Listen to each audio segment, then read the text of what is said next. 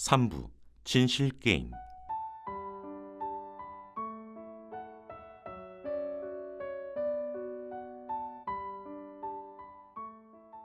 코벨이 가지고 있는 객관적인 학문적 커리어나 방대한 연구량, 그리고 일본과 한국의 고고 미술사라고 하는 분야의 개척자라는 그녀의 위치를 본다면 재평가되어야 할 것이다. 그러나 불행히도 그녀는 잊혀지고 있다. 여기에는 단순히 학문적인 문제뿐만 아니라 정치적인 이해관계들도 얽혀 있다.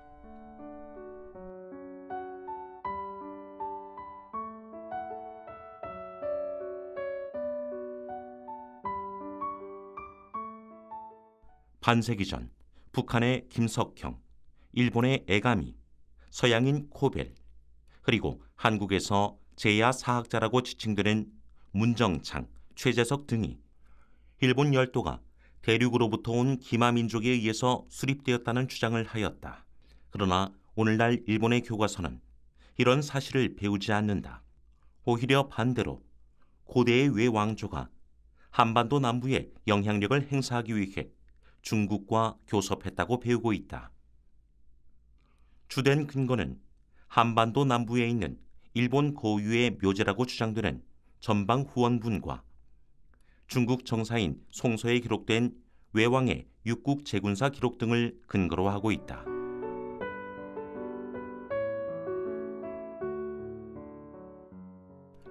단순히 일본의 학자들뿐만이 아니라 한국의 학자들 또한 일본 고대 왕조의 성립에 한국계가 관여했다는 사실을 부정하고 있다.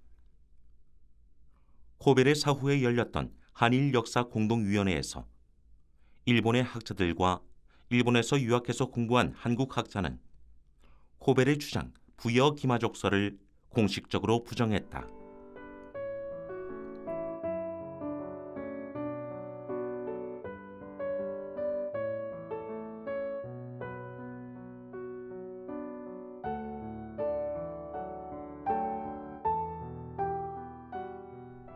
코벨이 한국에 머무는 동안 대부분의 한국 학자들은 그녀를 배관시했다.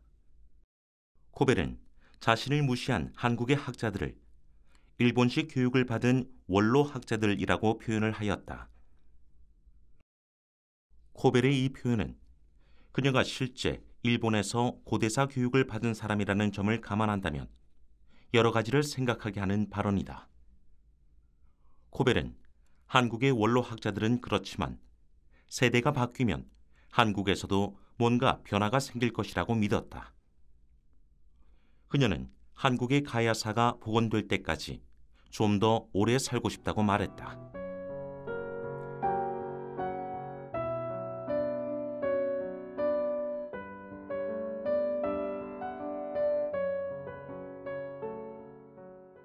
그녀가 말하는 한국 가야사의 복원이란 가야인들이 고대 일본 왕조를 수립했다는 역사적 사실이 공인되는 것이었다.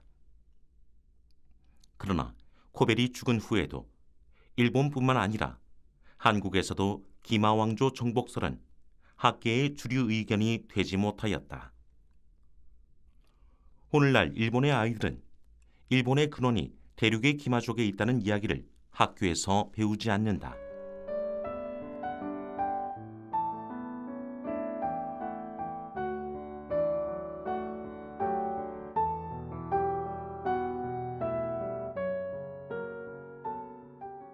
한국의 아이들도 고대 한반도 국가인 백제 신라가 고대 일본에 많은 영향을 주었다는 식의 교육은 받지만 한반도 사람들이 일본에 건너가서 천황가를 성립시켰다는 이야기는 전혀 배우지 않는다. 오히려 코벨이 죽고 나서 10년 후에 진행된 한일 역사 공동위원회에서는 한국과 일본의 학자들이 공개적인 방식으로 공동 합의를 통해서 코벨의 주장을 부정하였다.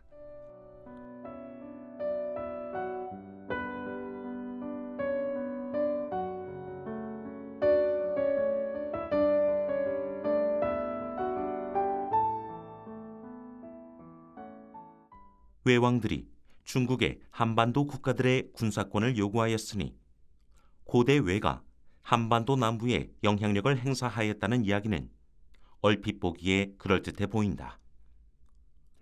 그리고 실제 오늘날 일본의 학생들은 그렇게 교육을 받고 있다. 한국인들은 한국 학자들이 한일역사공동위원회에서 자신들이 일본의 임나 일본 부서를 폐기시켰다고 언론 플레이를 하였기 때문에 이런 사실들을 잘 모른다.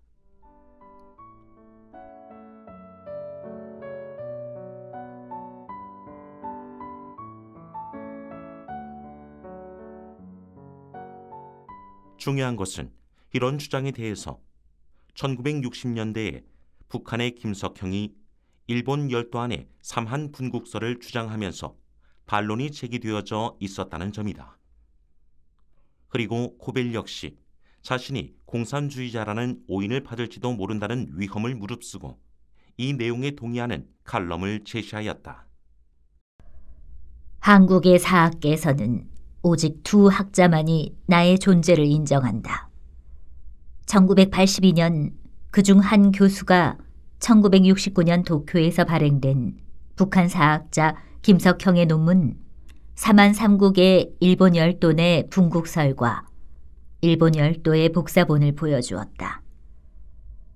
혹시 실수가 있을까 조심하여 나는 교토의 학자에게 번역을 부탁해 중요한 골자를 읽었다. 김석형 교수의 논문은 규슈 북부에 위치했던 일본 내 고구려 식민지에 보다 큰 비중을 부여한 것만 제외하고 기본 입장은 본인이 주장해온 것과 같은 것이었다. 부여족이 일본에 와닿은 시기 369년을 기술하지 않았을 뿐 연대까지도 똑같았다. 그의 논문을 요약해본다. 독자들이 그동안의 나의 글을 주의해 읽었다면 본인이 지칭한 부여가 김석형의 논문에서 가야로 대치되었음을 알아챌 것이다. 여기에서 서기 369년이라는 연대가 명기되기만 했다면 평양 김석형 교수의 주장은 나의 주장과 일치하는 것이 된다.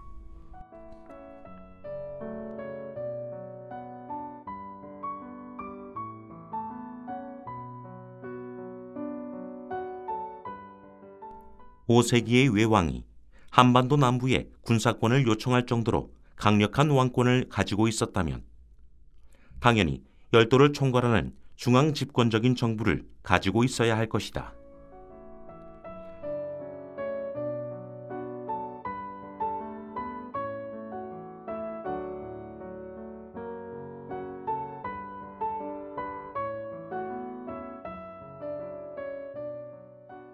그러나 중국 정사의 기록에 따르면 7세기까지도 일본 열도에는 여러 소국들이 산재해 있었고 외왕은 단지 이들의 대표권만을 가지고 있었던 것으로 기록되어져 있다.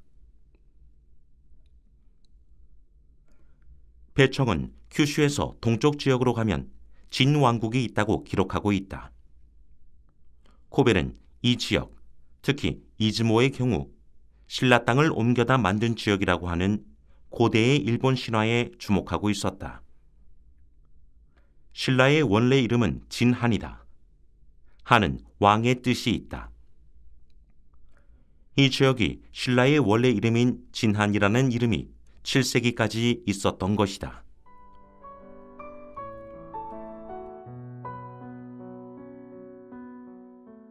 김석형 주장의 핵심은 송서의 외오왕이 중국에 요청한 나라들은 한반도 남부의 나라들이 아니라 고대 열도에 있었던 백제 신라 가야의 분국이라는 것이다. 표문이 올라가던 시기에 한반도에 진화는 존재하지 않았다. 그러나 일본 열도에는 존재하고 있었던 것이다. 그리고 이들은 중앙아시아 알타이와도 밀접한 관련을 가지고 있었던 대륙에서 온 세력이었던 것이다.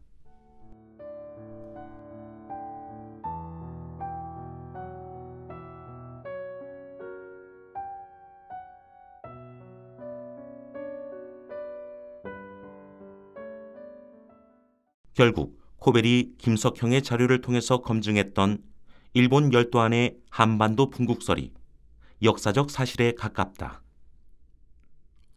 7세기 초 실제로 열도를 방문한 중국인 배청은 이 지역 사람들이 대륙에서 온 사람들이라는 기록을 남겼고, 그 기록이 위의 상황, 그러니까 중앙아시아와 규슈의 동쪽에서 동일한 유물이 나오는 상황을 설명한다. 코벨과 김석형의 주장이 옳았다는 명백한 고고학적 발견에도 불구하고 일본 고대사 학계는 물론 한국 고대사 학계 역시 침묵하고 있다. 코벨은 생존 당시 일본식 교육을 받은 원로들이 사라지고 젊은 학자들로 세대 교체가 되면 진정한 가야사가 복원이 될 것이다 라고 생각했다. 그러나 코벨의 주장이 옳았음을 증명하는 유물들이 발굴이 되어도 상황은 변함이 없다.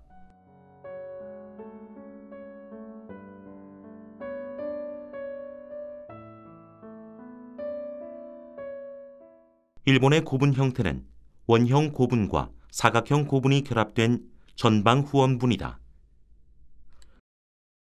그리고 이 고분은 일본 고유의 풍습임이 당연시된다.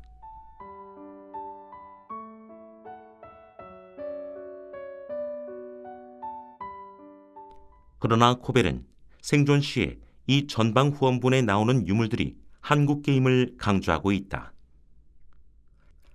여기에서 나오는 유물이 한국계라는 점은 무시되고 있고 고분의 외형만이 강조가 되고 있다. 코벨은 이 고분 안에서 한국계 유물이 나올 것을 확신한 듯하다. 그리고 이들 고분의 발굴을 천황의 사유재산이라는 명분으로 거부하는 것은 다른 이유가 있다고 생각했다. 인덕능 주변에는 호위용으로 제작한 진흙 토용이 몇 겹이나 둘러져 있었다. 토용은 잘 부서져 해자물로 빠져버리곤 했다. 그중 몇 개가 다른 데로 치워졌다가 왕보다 장군이 더 막강했던 몇백 년 동안을 견디고 남았다. 일본 당국은 무덤 속 임금님 뼈를 귀찮게 해드리면 안 된다는 이유로 능의 고고학적 발굴을 엄금하고 있다. 석기 시대의 신화적 발상으로 임금 무덤까지 성스러운 존재로 여기는 것이다. 컬럼비아 대학 스노다 류사쿠 일본사 교수는 1872년 태풍으로 닌도쿠 왕릉 일부가 무너져 보수하는 동안 내부를 들여다볼 기회가 있었다.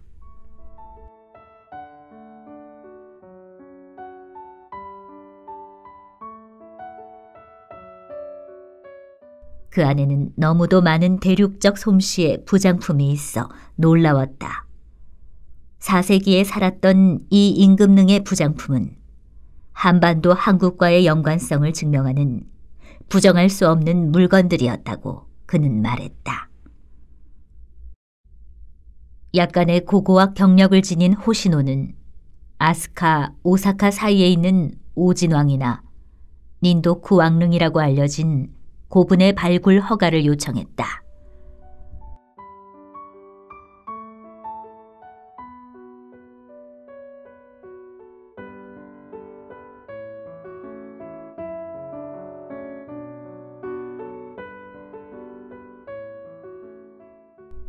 내 생각에도 이들 고분에는 가야나 경주 고분에서 발굴된 것과 비슷한 금관 장신구류가 당연히 매장되어 있었을 것으로 보인다.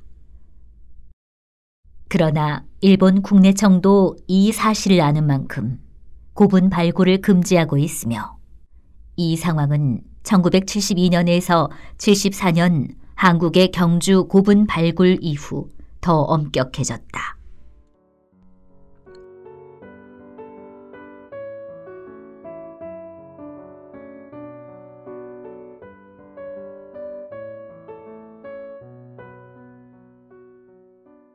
코벨이 우려했던 부분은 고대 한국계 유물이 나올 가능성이 높은 고분의 발굴을 금지함으로써 고대사 연구가 정체되는 것이었다. 그리고 그 우려는 현실이 되어 전방 후원분이 고대 한국이나 대륙과 무관한 일본 고유의 고분임을 전제로 고대의 일본이 한반도 남부에 정치적 영향력을 행사하였다는 내용으로 일본의 교육이 이루어지고 있다.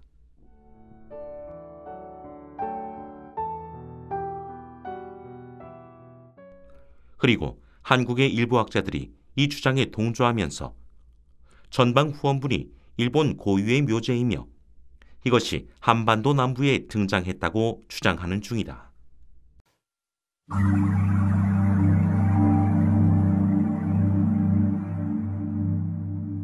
이 고문의 형태가 百済に協力した倭人が作ったと考える人がいます。 그 대표적인 악기인 京北大学教授のパク・チョンスさんは、百済の南方攻略に連動して倭人が作ったものだと言います。 고문의 형태가 마치 악기처럼 생겼기 때문에 장고공 고문이라고 했고 パクさんが注目するのは前方後円墳が作られた場所です。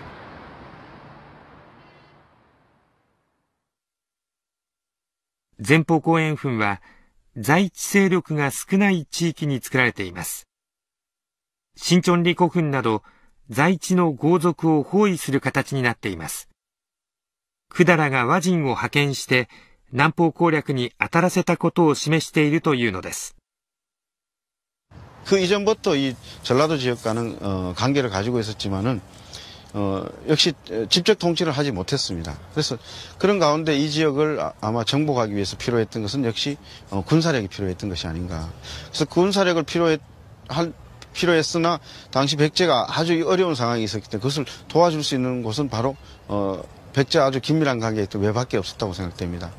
이것은 아마도 이 제지 호족 세력들을 아마도 주변에서 견제하고 그다음에 호족 세력들이 현재하지 않은 곳에서는 외인들 직접 파견해서 또한 통치하는 그래서 아마 이중적인 성격이 아니었는가 이렇게 생각되고요. 그러나 여기서 한번 코벨이 이야기한 것에 주목해보자. 코벨은 전방 후원분 안에 신라 백제의 유물이 나오는 것에 주목하였다.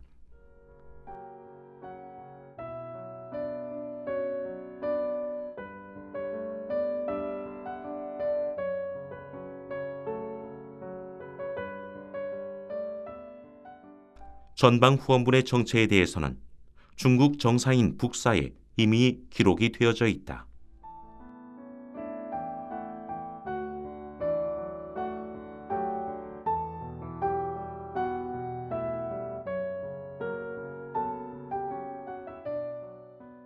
실제로 큐슈 에다 후나야마 고분에서는 백제의 금동관과 가약의 유물인 삼연문 금동관이 나온다. 문헌 기록 그대로 신라 백제인들이 함께 보물을 숭배, 즉 제천의식을 행하였던 것이다. 일본의 전방 후원분이 나오던 4세기 한반도의 신라 가야인들은 원형의 고분을 축조했고 백제인들은 방형의 고분을 축조했다. 한반도 남부에서 신라와 백제는 대부분의 기간을 서로 전쟁을 하면서 지냈지만 열도의 신라 백제인들은 함께 제사를 지낼 정도로 정치적인 통합이 이루어졌다. 이렇게 열도 고유의 묘제가 탄생하였던 것이다. 그러나 이 고분의 형태와 상관없이 이 고분을 축조한 자들이 한반도의 신라와 백제에 그 뿌리를 두고 있다는 것은 의심의 여지가 없다. 서로 다른 정치 세력이라 할지라도 함께 제사를 지낸 흔적은 에다 후나야마 고분만 그랬던 것은 아니다. 중앙아시아 바지리크 고분에서도 그런 흔적이 나온다. 고대 동북아시아의 천손족들은 매우 개방적인 사람들이기도 했던 것.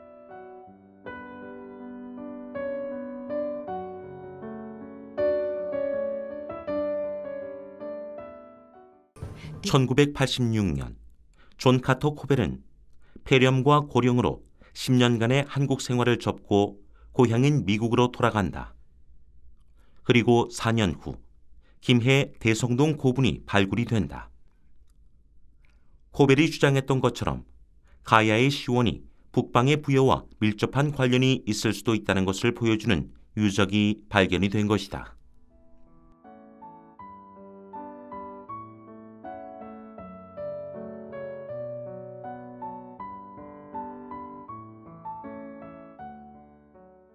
텐니쿤 교수에게 김해 대성동 유물이 부역의 유물이라는 확신을 가지게 해준 허리띠, 그 안에 삼연문, 앞에서 에다 후나야마 고분에서도 보았던 것이다.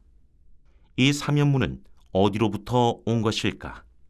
608년 일본 열도를 방문한 수나라 사신 배청의 기록이 중국 정사인 수서에 적혀 있다. 배청은 일본의 큐슈에서 동쪽 지역을 진왕국이라고 하였다. 이 지역은 고대에는 이즈모라고도 불리운 곳이다. 호벨은 이 지역 사람들에게 신으로 섬겨졌던 스사노 미코토에 대해서 아래와 같이 언급하였다. 일본 최초의 역사서 고사기에는 바람신 스사노 오노 미코토에 관한 기록이 상당 부분을 차지한다. 그의 모국은 한국이었다. 서기전 1세기경 한반도에서 일본으로 이주해 간 사람들은 작은 배에 의지해 바다를 건너가야 했기에 초기 무속신앙 형태로서 그들에겐 산신이나 해의 여신보다 바람신이 더 중요했던 것이다. 뱃사람이나 어부들에게 바람은 생존에 관련된 중요 사항이었다. 스사노 오노 미코토는 이즈모 거주 한국인들에게 주신으로 섬겨졌다. 한국인들은 후기 석기 시대에 머물러 있던 일본 본토 내의 원주민들과 섞여 어울리고 그들보다 우위를 점하는 일에 하등의 어려움도 겪지 않았다. 스사노 오노에 관한 유일한 무용담은 부부 신이 아기를 가질 때마다 예쁜 아기 씨를 제물로 삼키는 머리 8개 달린 뱀을 처단해 죽였다는 것이다. 스사노 오노는 다음번 아기가 태어날 즈음하여 술 8통을 차려놓으라고 일렀다. 용이 와서는 8개의 머리를 술통 8개에 각각 들이밀고 술을 마셔 나른해지자 그 틈을 타 스사노 오노 미코토는 칼로 8개의 머리를 모두 베어버렸다. 그때 사용된 칼이 오늘날까지 일본 통치자에게 통치권의 증표로 내려오는 칼이라고 혹자는 말하기도 한다.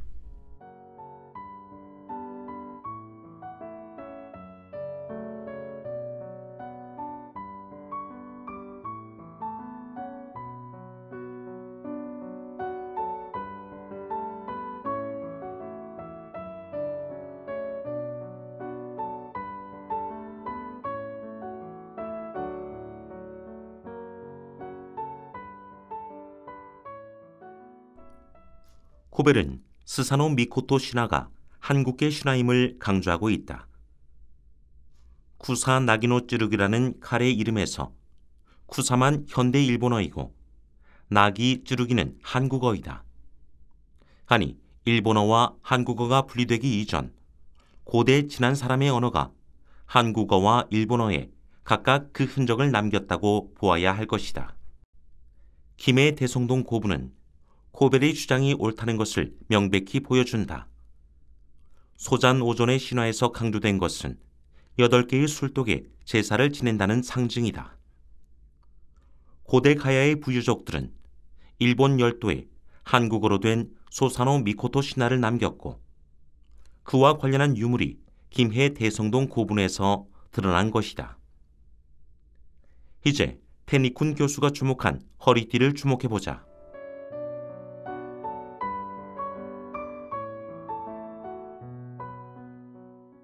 이 허리띠의 사면문은 한반도의 가야 지역 전남 지역의 백제 동성왕 유적, 그리고 큐슈의 에다 후나야마 고분의 금동관, 그리고 후쿠이 현 등 한반도 남부와 일본 열도에서 광범위하게 나타난다. 진실은 이미 밝혀졌다. 코벨이 옳았던 것이다. 이제 우리에게는 잊혀져 가고 있는 이 학자를 다시 깨워야 할 의무가 생긴 것이다.